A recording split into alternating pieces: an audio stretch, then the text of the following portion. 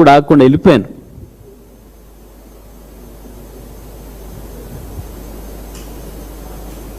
తేలిపోయింది, నీ చక్కదనం ఏందో తేలిపోయింది. వాస్తవానికి ఇవాళ కూడా మళ్ళీ మా చేతికిస్తే, మా బీఆర్ఎస్ పార్టీ చేతికిస్తే కన్నెపల్లి పంప్ హౌస్ ప్రారంభం చేసేసి నీళ్ళు ఇస్తాం. ఈ ఎండాకాలంలో కూడా మొత్తం కాలువలను పారించుకుంటూ నీ కోదాడ వరకు తీసుకొస్తాం. ఇరిగేషన్ శాఖ మంత్రి నియోజకవర్గం, పాత నియోజకవర్గం, ఇప్పుడు వారి శ్రీమతి నియోజకవర్గం కోదాడ వరకు కూడా తీసుకొస్తాం నీళ్లు. ఈ రోజు కూడా నీళ్ళు ఇంకా వస్తున్నాయి అక్కడి నుంచి. ఆ ఒక్క పిల్లర్ రిపేర్తో సంబంధం లేకుండానే నీళ్ళు తీసుకురాగలిగిన ఏర్పాటు చేసి పెట్టిండు ఆ రోజే కేసీఆర్ గారు. వాస్తవానికి ఇప్పుడు ఇటువంటి సందర్భంలోనే కాళేశ్వరం అవసరం ఏందో తెలిసి కట్టిండు కేసీఆర్ ఆనాడు. ఎండాకాలంలోనే ప్రధానమైన అవసరం ఉంటుంది, కాళేశ్వరం అనేది ప్రాణధారం తెలుస్తుంది. కరువు వచ్చిన నాడే కాళేశ్వరం ప్రాధాన్యత తెలుస్తుంది. వాస్తవానికి అతి తక్కువ ఖర్చుతోనే నది గర్భాన్నే వాడుకొని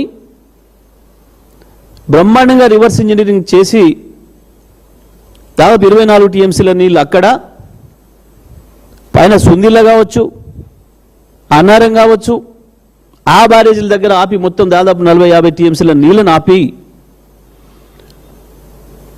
ఒకవేళ దవ్వుకున్న కరువు వచ్చినా తెలంగాణకు ఇబ్బంది రాకుండా ఉండాలి, తెలంగాణ రైతాంగానికి పంట ఆలస్యం కావద్దు, వానాకాలం దవ్వుకున్న అనుకున్న సమయానికి వర్షం రాకపోయినా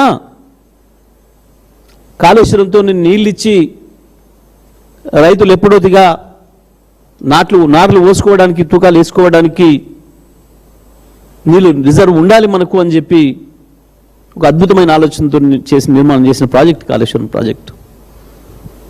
ప్రపంచమే నిబడిపోయే పద్ధతుల్లో కేవలం 3 ఏళ్లలోనే దాదాపు 80,000 కోట్లు ఖర్చు పెట్టి అంత అద్భుతమైన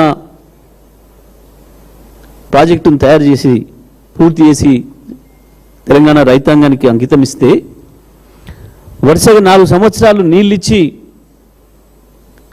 తీవ్రమైన కరువుతో దుర్భిక్షంతో నాశనం అయిపోతున్న తెలంగాణ రైతాంగాన్ని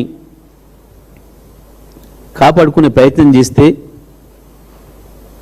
కేవలం ఒక్క పిల్లర్ కుంగిందనే సాకుతోని నువ్వు చేసిన దుర్మార్గం ఇవాళ బట్టబయలైంది. తెలంగాణ రైతాంగం అందరూ కూడా చూసినారు. మేము మళ్ళీ ఛాలెంజ్ చేస్తున్నాం. ఇవాళ మా చేతికి ఇచ్చిన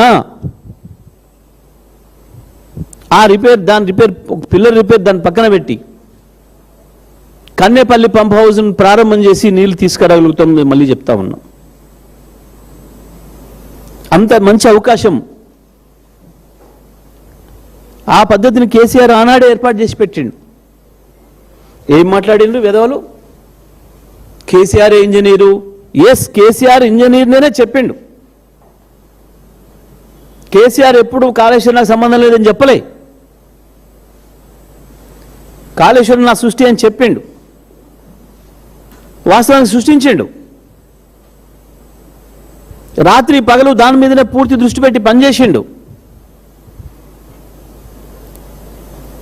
పొద్దున లేచింది మొదలు ఆఫీసులోకి రాగానే మొట్టమొదటి కాళేశ్వరం చూసిండు. పడుకునేటప్పుడు చివరి నిమిషంలో కూడా కాళేశ్వరం చూసి లోపడి పడుకున్నాడు. ఆ రకంగా 3 సంవత్సరాలు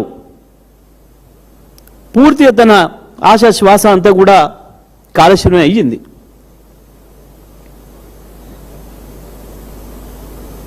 ఓ గొప్ప గొప్ప టెక్నాలజీ సాధించమని చెప్పుకున్న ప్రపంచ దేశాలు, అనేక దేశాలకు మించి ఇంత అద్భుతమైన అవకాశాన్ని తెలంగాణ రైతాంగానికి ఇచ్చిండు కేసీఆర్. కానీ ఇవాళ దాని మీద ఆధారపడ్డ అనేక మిషన్ భగీరథ పథకాలకు, మంచినీళ్ళకు సంబంధించిన మిషన్ భగీరథ పథకాలకు సంబంధించిన అనేక రకమైన రిజర్వాయర్లు ఉన్నాయి. వాటి సోయి కూడా లేకుండా ఇవాళ మంచినీళ్ళని కూడా అందియలేని దుస్థితిలో ఉన్నారు. హైదరాబాద్ ప్రజలు ఇవాళ కొత్త తరం ప్రజలు, అది పల్లెటూర్లలో, తెలంగాణ గ్రామాలలో కావచ్చు, పట్టణాలలో కావచ్చు, హైదరాబాద్తో సహా కొత్త తరం పిల్లలకి మంచినీళ్ళు రావు అనే సంగతే తెలియదు. కరెంటు పోదు, మంచినీళ్ళు రావు అనే మాట లేదు. కానీ ఇవాళ సిగ్గు ఎగ్గు లేకుండా హైదరాబాద్లో కూడా మంచినీళ్ళు కాపాడుకోండి, నీళ్ళు ఇవ్వలేమని చెప్పి చెప్పుకుంటున్న సిగ్గు తప్పిన ప్రభుత్వం. నీళ్ళు సేవ్ చేసుకోండి. మళ్ళా పూర్వకాలంలో కేసీఆర్ రాకముందు డ్రమ్ములు, బకెట్లు, బిందెలు, చెంబులు, ఆఖరి గ్లాసులలో కూడా నీళ్ళు ఎట్టయితే నింపి దాచిపెట్టుకున్నారో హైదరాబాద్ ప్రజలు, పట్టణ ప్రజలు మీ అందరికీ మళ్ళీ పాత జ్ఞాపకాలు వస్తున్నాయి. పల్లెలతో సహా పల్లెల్లో మరి బోర్బావుల దగ్గరికి కిలోమీటర్ల కొద్ది నడిచిపోయి గంటల తరబడి కరెంటు కొరకు ఎట్లా వెయిట్ చేసి నీళ్ళు తెచ్చుకోరు ఆనాడు బిందెడు మంచినీళ్ళు. ఇవాళ మళ్ళీ తెలంగాణ ప్రజలకు ఆ విషయాన్ని గుర్తు చేస్తున్నారు, నీళ్ళు దాచిపెట్టుకోండి. మళ్ళీ ట్యాంకర్ల దందా మొదలైంది. హైదరాబాద్తో సహా పట్టణాలు పల్లెలను తేడా లేకుండా మళ్ళీ ట్యాంకర్ల దందా మొదలైంది. సిగ్గుండాలి ప్రభుత్వానికి. ఇంతింత పొడుగు మాటలు మాట్లాడుతున్నాడు ఒకడొకడు. అవే బూతులు, అవే చెత్తవాగుడు. ముఖ్యమంత్రి 2.5 ఏళ్ళైనా ఇంకా నేర్చుకోలే. పరిపాలన అంటే ఏందో తెలియదు. ప్రజల పట్ల సోయి లేదు. కొత్తవి సృష్టించలేవు, కొత్తవి తేలేవు. నీతో కాదు, నీకు ఆ జ్ఞానం లేదు. కానీ కనీసం కేసీఆర్ ఇచ్చిపోయినా అయినా కొనసాగించవచ్చు కదా.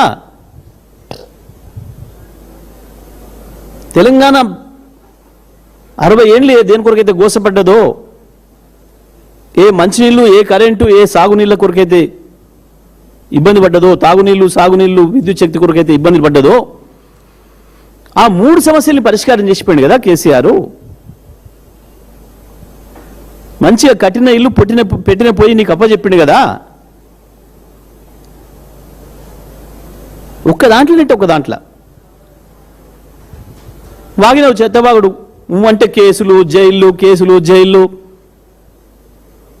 నీకు అనుభవం ఉన్న పనులు. ఇక మూసుకో, ఇప్పటికైనా మూసుకొని, అన్నీ మూసుకొని వెంటనే ఆ కాళేశ్వరం పంపులు ప్రారంభం చేసే ప్రయత్నం చేయి. ఒక్క డీఈ కన్నేపల్లిలో ఉన్న ఒక డీఈకి నిమికంచెలు చెప్తే చాలు, ఇవాళ ఆన్ చేయడానికి సిద్ధంగా ఉన్నాడు. కన్నేపల్లి పంప్ హౌజులు కేసీఆర్ కట్టేటప్పుడే చెప్పిండు. నడెండకాలంలో ఏప్రిల్, మే నెలల్లో కూడా ప్రాణహిత ఆ పేరు పెట్టింది, అద్భుతమైన పేరు పెట్టిండ్రు దానికి, ప్రాణహిత. ఎప్పటికీ నీళ్ళు ఇస్తుంది. గోదావరి ప్రాణహిత కలవడం కంటే ముందు పై ప్రాంతం ఎండిపోతుంది. సంవత్సరానికి 6 నెలలు ఎండిపోయి ఉంటుంది. ప్రాణహిత కలిసిన తర్వాతనే గోదావరి జీవనది అవుతుంది.